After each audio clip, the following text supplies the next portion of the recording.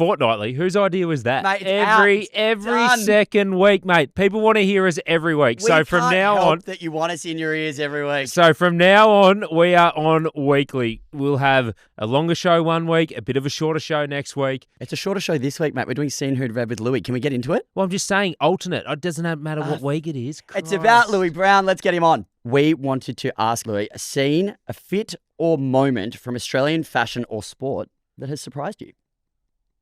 That's so hard. Like, surely it's your own sellout in 6 minutes. Nah. I think, to be honest, like, to me, like, it's probably seeing my boot on the field. Like, you know, it's that's epic. That's something so cool. like, I don't even know how to describe. You know, the other day, with the first time we seen it, was the beautiful thing about the first time I seen it was when Mum was over here and we're watching the Manly Seagulls play the Broncos. And next thing you know, young Joey Walsh steps, scores a try, and next we just look at each other, me and Mum, and it's a moment. I message him. I don't know him personally, but I don't like to send texts. I like to send voice memos. So he's probably thinking, "Who's this out of it, cat?" I said, "Thank you so much, bro." I said, "You know what? Like, you created a moment in life that you're always going to be part of me and my mum's memory that we'll never ever forget." Like, I remember days where I used to have to wait at games to like get handed down a pair of boots to play, and you know, as a young boy, you try and hide that from your mates, you know, and because not because you're ashamed of it, because you are a man, you're a boy, and you want to be a man, and unfortunately, that was just what life was. So, you know, for me to now have my boot, my own boot, I'm so grateful for it. But psychologically, I'm retired, so you know, like I can't. Like, if you've got any AFL games you need to come out for, boys, I'm happy to give it a go. But, yeah, I think seeing my boot being run around in, I think that's pretty special. But seeing it in Origin too was amazing as well. Yeah. Unreal. It's not that. Probably Warwick Kappa wearing his kit. I think mate, that stuff is what dreams are made of, bro. Like, I just want to ask you something, and I bro. got different Can I dreams. ask you something personally? Yeah. How, bro? Like, I used to feel vulnerable wearing like short shorts and like sleeves. Yeah. How did you feel wearing short shorts and like no sleeves? Oh, not good. Because you have to work on your arm, like, you know? So, Lewi, before I played AFL football, I used to always wear a long sleeve because I had linguini arms. So, mate, you still have linguini arms. Oh, come on. Selling fingers. Yeah, so that was something I was conscious about. And then when I got into the AFL system, our coach, Alistair Clarkson, we don't wear long sleeves here. I tried to get fitted on day one at Hawthorn for a long sleeve, and we don't wear coach's rule. So then I had to run out in my first AFL game. I reckon I was about 78 kilos wringing wet. Mate, I just felt so uncomfortable because, you know, you're running out against men who have been in the system for 10 years that are 100 kilos, and you're just like, this is a weakness of mine. They'll run straight through me here, and I'm wearing that. And the short shorts. Well, I got long. I'm just skinny, so it wasn't ideal. Lewi, I tell Isaac that he's got the legs of a Victoria's Secret angel. Women would die for my legs, Lewi. I'm not sure what's the length on those AFLs. They must be they're not long. 2-3 cm shorter than the league ones, eh? Yeah.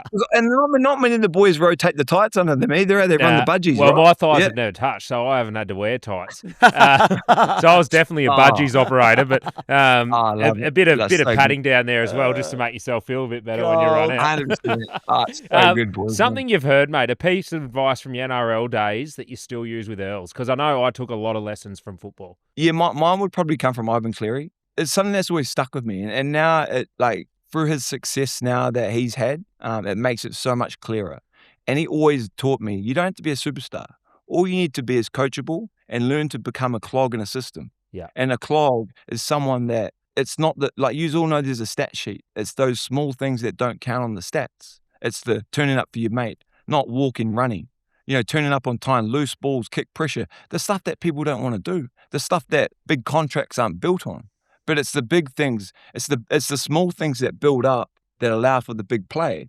And it's the same thing at Earls. Like, you know, it's about collabs. I want to do it. I never take shortcuts. I throw the kitchen sink at it because at the end of the day, I don't know if that's my last collab ever. So for me, I want to do it the right way it deserves to be respected, the right way it deserves to be brought to life. And that's something that Ivan always taught me. Like, that's why at Earls, I never employ people on their qualifications. I just qualify them on their character, whether they're good humans or not. I just want good humans because we all know in this room, our most successful teams that we've been a part of is we have superstars, but it's the culture that's the best. Yeah. It's the ones that you want to play for each other. It's the one you want to get in the trenches with. It's the ones that the coaches you want to play for. That's the type of emotion, the type of like energy within a group you can't describe unless you're a part of it. And that's what I'm trying to build at Earl. So I've got to be able to take these people with me and open doors for them and allow them what they want in life as well. And that's what he taught me. Well, last week you talked about Ivan Cleary, and he used to take the piss out of you with your cardigans and your different outfits that you used to rock up. But he puts a hell of a lot of time into those grey locks now. The funniest thing is I'm actually going out next week to present him a pair of boots because part of my seeding process, I didn't want to give it to influencers because, we live in a day and age today where an influencer, but my biggest thing is you got a proper influencer to me is someone that has influence on the community. Yeah. And for him, he had a massive influence not only on me, he doubled down on my family's values, but he taught me how to be a good human. Just be good. I left the Warriors in 2012 to go sign the Panthers and follow him because he left in 2011. And I actually had a really bad year my last year at the Warriors. And this is to credit to him, how much of a good human he is. He rang me up halfway through the year and basically said to me, "Oi," in a smaller form, "pull your finger out of your ass. That club gave you an opportunity. You don't owe it anything. But hey, you're a good human and leave that place in a better way than you found it." So that way I pulled my finger out and actually picked up my head. And because, he cared about that club, even though he'd left it, but he also cared about the team that he'd created there. So he's had a massive impact on my life, yeah. Okay, and lastly, just to finish, anything that you have read or returned to reading that gives you inspo for Earls? It probably, I don't read much, to be honest. I don't watch TV, but I do. I listen. I watch a lot of music videos. Cool. I think the beautiful thing about music videos is Big MTV fan. Oh, big time, Rage. We had to start paying for it.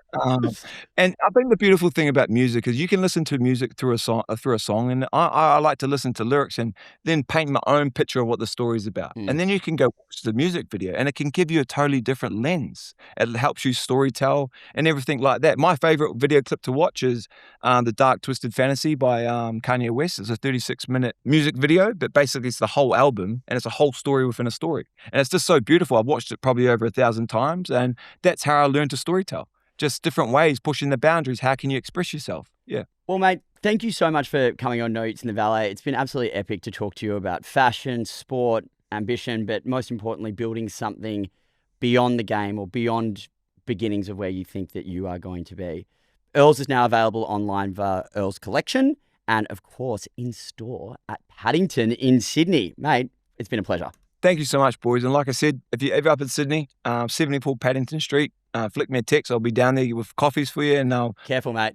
Isaac loves a freebie. You'll love be beating him away with the stick. Mate. You'll be beating him away with the stick. and Sydney's coffee has got better. It used to be try. All fighting words. Thank you, Hey. We've got a good place called Mecca that's just opened up the road, around the road from is the that shop. the makeup place? Nah. Elliot goes That's where I get the cologne from, bro. Thanks, dude. Thank you very team. much. Appreciate it, eh? Congratulations. Awesome.